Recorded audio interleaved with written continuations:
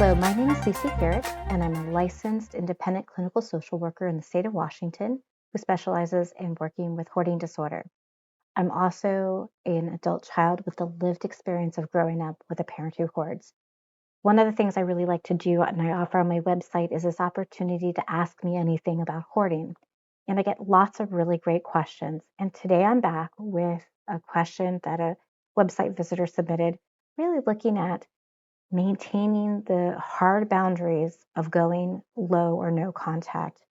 And in this case, the, the writer mentioned that they have a large extended family, but because of their parent who hoards behaviors, they've gone no contact with the parent as well as with the majority of the family, that there's one family member that they've been able to maintain contact with.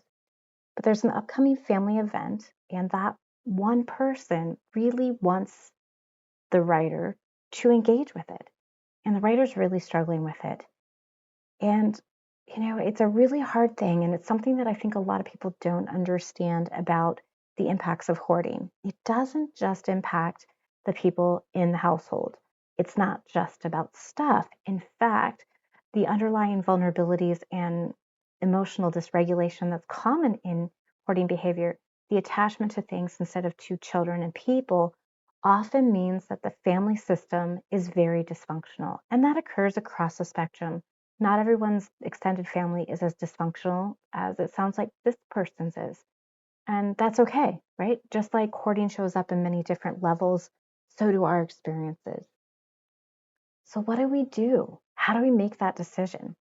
Well, it's going to be a really personal decision. And instead of trying to give advice, I think the best thing to do is to challenge the writer or you. Maybe this is your situation too.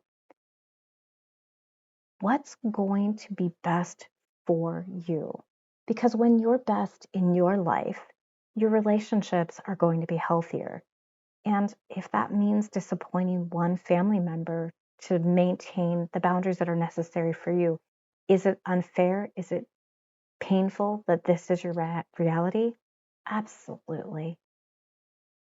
Every child deserves a family and a parent who could be present for them, who could provide for their needs emotionally, physically, mentally. But unfortunately, quite a few children don't get that. And if you grew up with a parent who hoards, there's a strong possibility that, like the writer, you also didn't have that environment. So when we come to the decision to go low or no contact, that's usually not something that we've jumped to irresponsibly. That's a really significant decision. And it's one born out of self-respect for yourself and awareness that you can't change the other person. So even when there's one person in this dysfunctional family setting that, and it sounds like that person, from what they said, is a healthy person for them, is pressuring engagement in that unhealthy system. The decision comes back to, at the end of the day, will the risk of emotional, verbal abuse, neglect in this event be worth the benefit of honoring what this one person wants?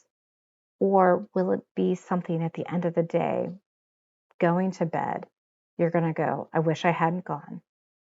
I can't believe I did that. Never again. And I'm just going to challenge you, writer, viewer. I think you already know. It's a hard decision. I give you permission to make the decision that's best for yourself, because when you show up best for yourself in life, you show up best for your relationships, best for your career, best for your hobbies, best overall. And sometimes that does mean making really hard, uncomfortable, misunderstood decisions.